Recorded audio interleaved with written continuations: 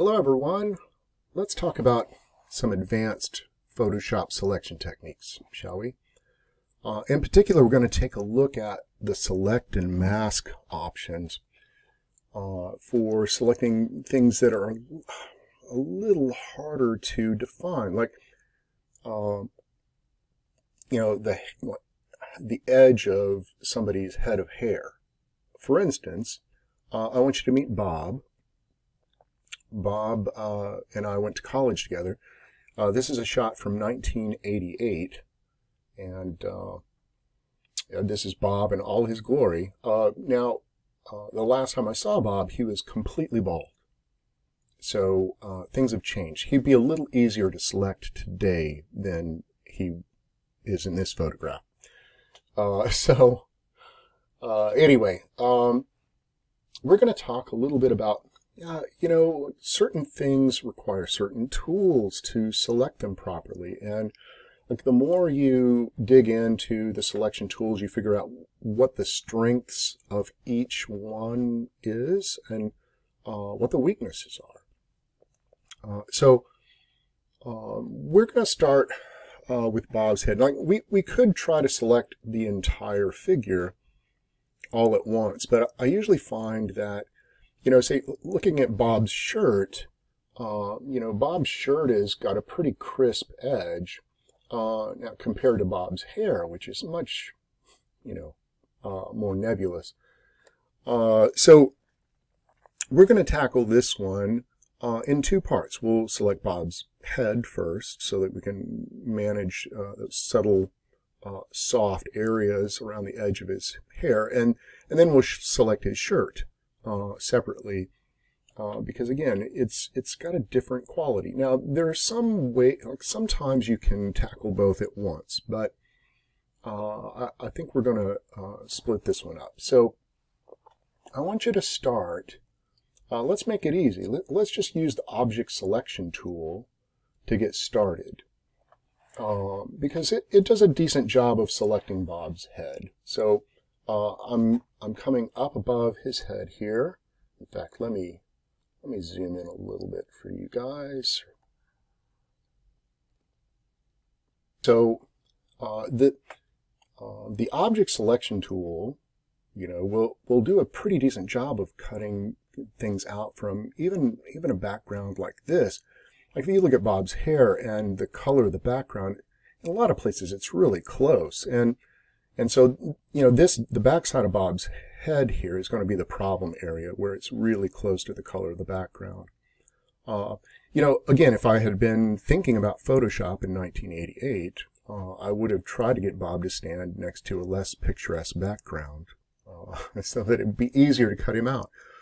But unfortunately, I wasn't thinking about that. So I'm just going to take this object selection tool and click and drag. And remember, if your selection isn't just where you want it to be initially, you can hold the space bar down and kind of reposition it as you're drawing before you let go of the mouse button.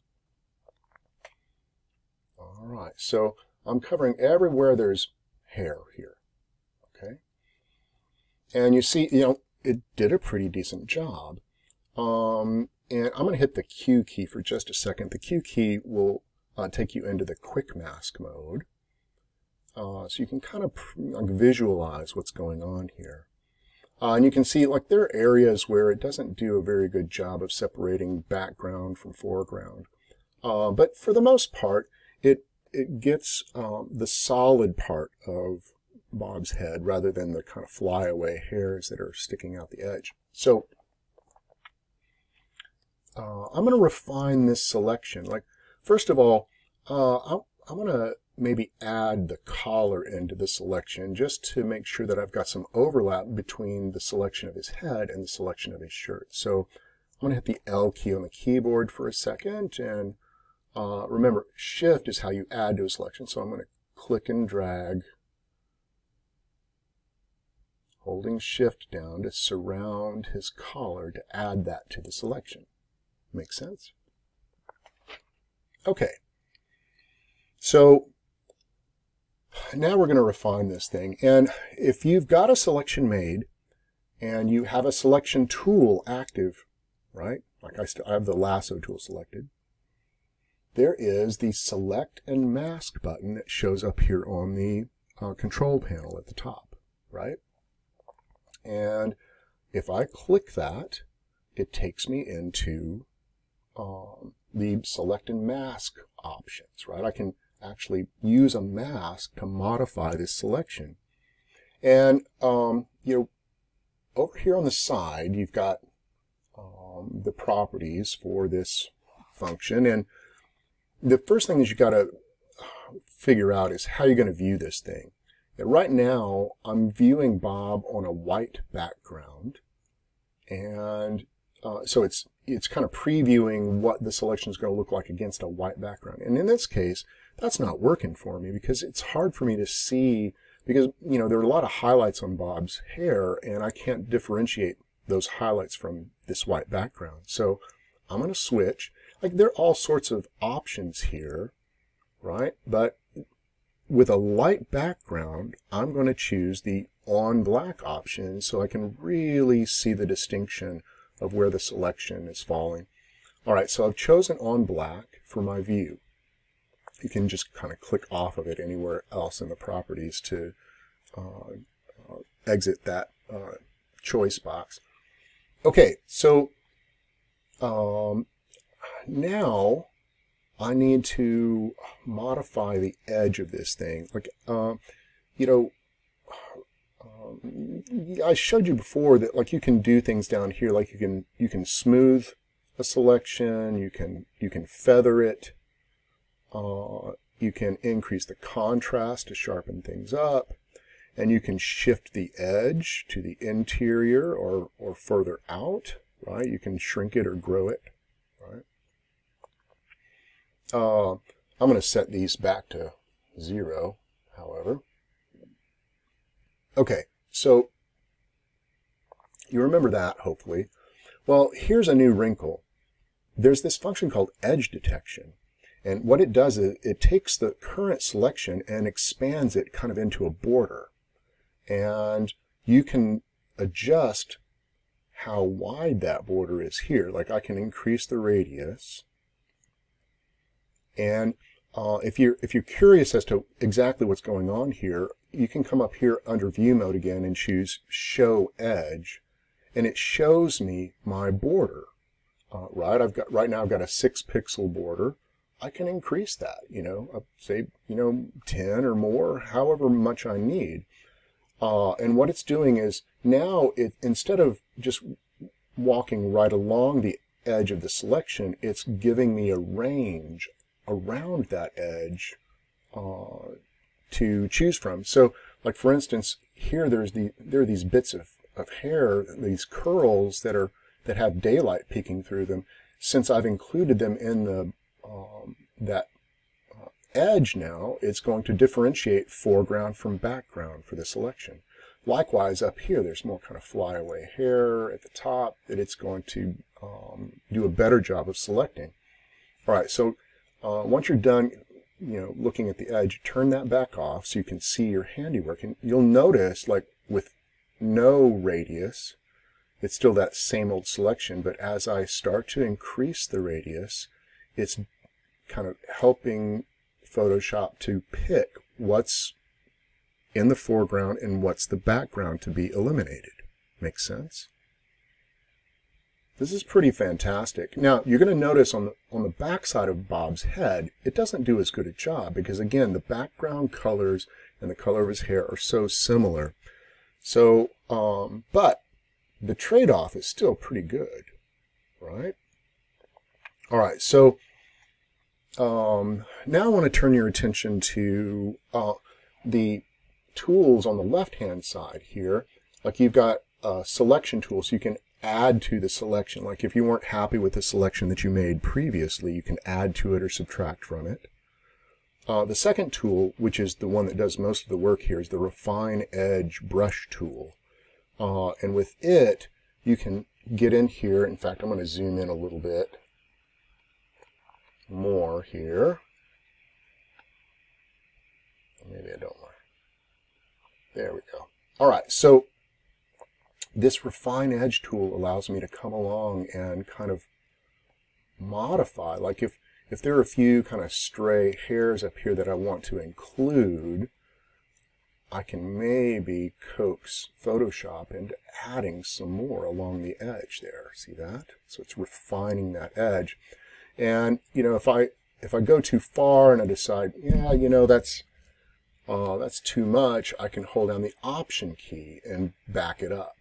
Right? Went too far. Okay, so remember the space bar when you've zoomed in can move you around. So I'm just going to go along here with my refine edge brush and look for opportunities to maybe improve a bit what I've got selected. All right, see, I'm picking up a few details here along the edge that weren't showing up before.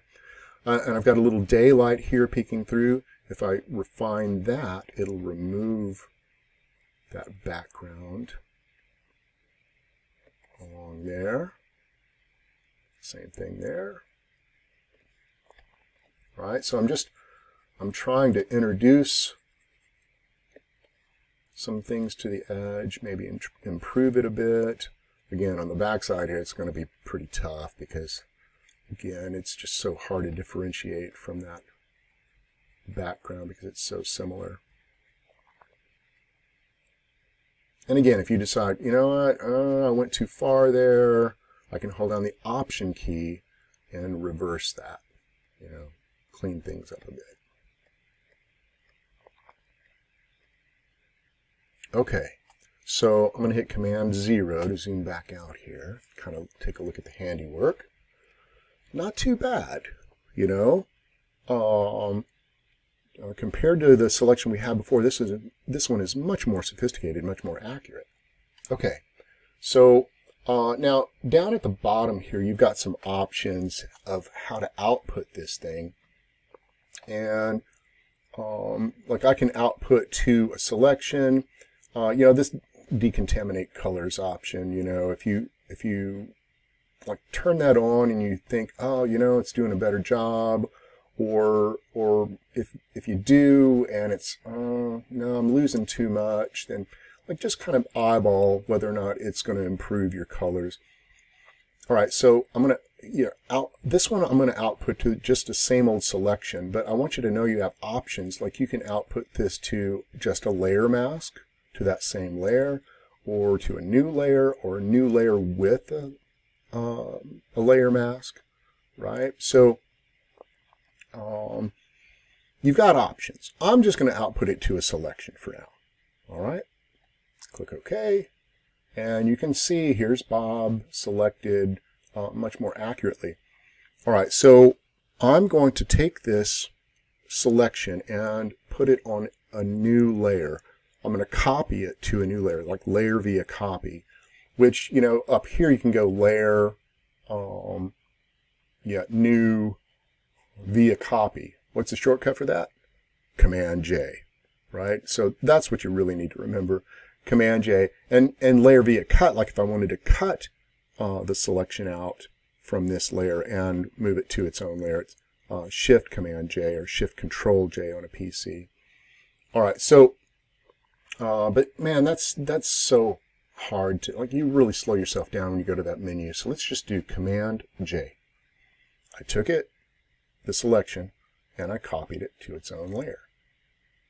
Okay, so I'm going to jump back to the background layer now because that's where Bob's shirt is. So let's take a new strategy here. I want to try to introduce you to a few different ideas of how to manage this. So, you know what? I think this part of the lecture is probably long enough, and it's really where we focused on select and mask. So I'm gonna pause here, stop this video, and we'll pick up the next part of advanced selections, and we'll focus on quick masks and alpha channels to modify those. Okay, so stay tuned for part 2.